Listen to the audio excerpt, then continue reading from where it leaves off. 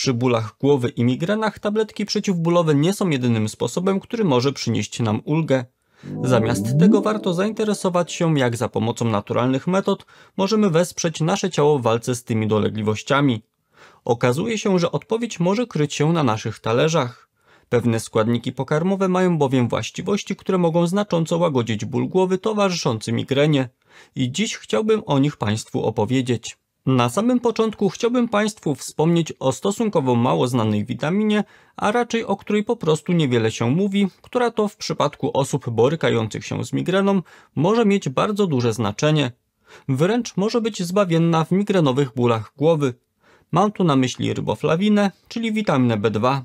Otóż dotarłem do obszernej publikacji będącej podsumowaniem 9 badań naukowych, która jednoznacznie udowodniła, że stosowanie riboflawiny w megadawkach może przynieść wiele korzyści.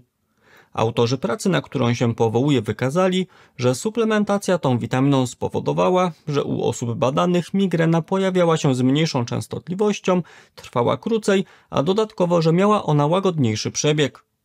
Tu od razu dodam, że efekt ten był na tyle zadowalający, że w podsumowaniu cytowanej przeze mnie publikacji badacze wskazali, że miała ona porównywalne działanie do większości leków stosowanych profilaktycznie.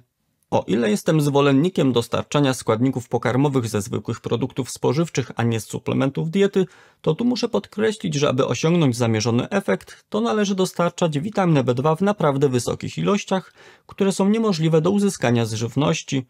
Mowa bowiem o podawaniu riboflawiny w ilości 400 mg dziennie przez 3 miesiące. Aby mieli Państwo punkt odniesienia, to powiem, że wraz ze zwyczajową dietą dostarczamy zaledwie około 2 mg tego składnika, czyli 200 razy mniej niż jest potrzebne, aby skutecznie przeciwstawić się migrenie. I wobec tego, jeśli zmagają się Państwo z przewlekłą migreną, to uważam, że warto rozważyć włączenie preparatów z tą witaminą. Przy okazji od razu też zaznaczę, że witamina B2 jest bardzo bezpiecznym składnikiem. Nawet przy tak wysokich dawkach nie zaobserwowano żadnych skutków ubocznych. Co więcej, dla witaminy B2 dotychczas nie ustalono górnego progu bezpiecznego spożycia, co tylko dodatkowo dowodzi temu, że jest to składnik zupełnie nieszkodliwy. Osobom zainteresowanym krótko tylko powiem, jak to się dzieje, że witamina B2 jest pomocna w przypadku migreny. Otóż eksperci uważają, że jedną z przyczyn migreny jest zaburzona praca mitochondriów, czyli organeli znajdujących się w komórkach naszego ciała, które są odpowiedzialne za produkcję energii. Z kolei, jak się okazuje, riboflawina usprawnia ich funkcjonowanie, przez co łagodzi wspomniany problem. Poza tym migrena może wynikać z nadmiernej aktywności neuronów, czyli komórek nerwowych w mózgu, na różnego rodzaju bodźce napływające zarówno z zewnątrz, jak i wewnątrz naszego ciała, zaś wspomniana witamina przyczynia się do stabilizacji ich pracy. Innym składnikiem, który może poprawić jakość życia osób borykających się z migreną, jest koenzym Q10, o którym jakiś czas temu opublikowałem osobny film na głównym kanale. W skrócie tylko powiem, że koenzym Q10 to cząsteczka witaminopodobna zbliżona swoją budową chemiczną do witaminy K. Jej głównym zadaniem jest wspieranie działania wspomnianych przed chwilą mitochondriów wytwarzających energię w komórkach. W kontekście zaś migreny muszę wspomnieć, że w 2007 roku badacze zauważyli, że osoby doświadczające migrenowych bólów głowy cechowały się niskim poziomem koenzymu Q10 we krwi. O ile te wyniki nie wskazują na bezpośredni związek przyczynowo-skutkowy, to pokazują pewien kierunek, który warto zgłębić. I jak się okazuje, rzeczywiście coś jest na rzeczy. A mianowicie w 2021 roku ukazała się publikacja naukowa, która dowiodła, że profilaktyczne podawanie koenzymu Q10 zmniejszyło częstotliwość występowania migrenowego bólu głowy, jak również skróciło czas trwania ataku migreny. Jednocześnie muszę podkreślić, że nie zaobserwowano złagodzenia samego bólu, gdy już się on pojawił. Niemniej w mojej ocenie warto zainteresować się tym składnikiem. Od siebie jeszcze dodam, że zadowalające efekty osiągnięto wtedy, gdy koenzym Q10 był podawany w ilości od 400 do 800 mg dziennie. Do składników przeciwmigrenowych zaliczam również kwasy tłuszczowe omega-3.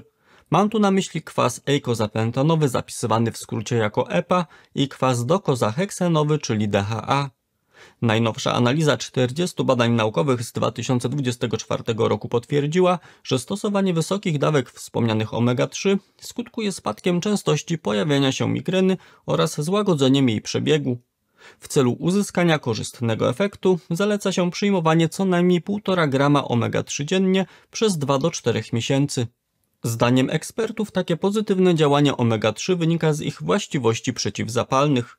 A to dlatego, że to właśnie stan zapalny w obrębie układu nerwowego jest uważany za jedną z przyczyn pojawienia się migreny.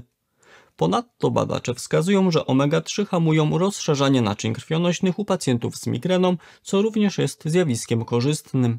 Tu wtrącę, że praktyczną wiedzą dzielę się również w moim darmowym newsletterze o zdrowiu, czyli porannym dzienniku zdrowia. Dziennik wysyłam od poniedziałku do piątku o 6 rano do porannej kawy lub herbaty i jest on na kilka minut czytania. Jeśli chcieliby się Państwo na niego zapisać, to zapraszam na www.doktorbartek.pl/dziennik. W przypadku osób zmagających się z migreną polecam zainteresować się również magnezem. Z badania z 2016 roku możemy się dowiedzieć, że osoby, których ciało jest bardzo słabo wysycone magnezem, mają nawet 35 razy wyższe ryzyko pojawienia się ostrych migrenowych bólów głowy w porównaniu do osób, u których poziom magnezu jest w normie. Z tego też względu zachęcam, aby do diety włączyć produkty, które są dobrym źródłem tego składnika. O tym zaś, jak szybko uzupełnić niedobór magnezu, mówię w osobnym filmie, do którego odnośnik pojawi się w górnym prawym rogu ekranu. Jeśli mowa o magnezie, to jednocześnie można rozważyć stosowanie wysokich ilości tego składnika w formie preparatów. Dotarłem bowiem do opracowania naukowego, w którym badacze wskazali, że w profilaktyce migreny może sprawdzić się podawanie 600 mg magnezu dziennie w postaci dicytrynianu magnezu. Zagłębiając się w literaturę fachową, mogę powiedzieć, że wiele wskazuje na to, że w zapobieganiu migrenie pomocna jest również witamina D. Mówiąc konkretnie, naukowcy zauważyli, że u osób z migreną poziom witaminy D jest znacznie niższy w porównaniu do osób, które nie doświadczają tego problemu.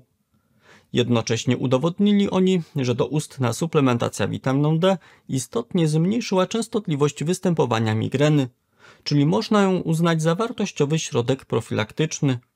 Niemniej dla rzetelności materiału muszę zaznaczyć, że stosowanie witaminy D nie miało wpływu na czas trwania i nasilenie migreny, jeśli już się ona pojawiła. Mówiąc o składnikach pokarmowych pomagających nam uchronić się przed migreną, warto wspomnieć też o cynku. W pracy z 2023 roku badacze napisali, że istnieje ścisły związek pomiędzy spożyciem cynku a migreną. Mówiąc bardziej precyzyjnie, zaobserwowali oni, że im więcej cynku dostarczamy wraz z dietą, tym mniejsze ryzyko pojawienia się migreny.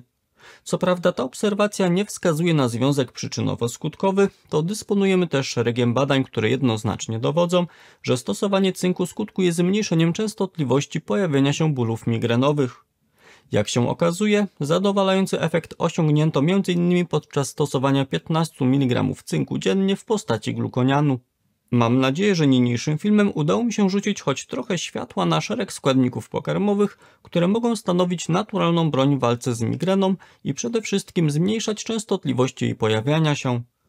Przy okazji od razu jeszcze wspomnę, że według przeprowadzonych badań dostarczanie dużych ilości płynów również może zmniejszyć częstotliwość występowania migreny, zmniejszyć jej nasilenie, jak również skrócić czas jej trwania. I w nawiązaniu do tego zachęcam Państwa jeszcze do zapoznania się z programem, w którym opowiadam, po jakie zdrowe napoje warto sięgać. Aby się z nim zapoznać, wystarczy kliknąć na miniaturę, która pojawiła się na ekranie. Dziękuję za uwagę i do zobaczenia w kolejnym odcinku.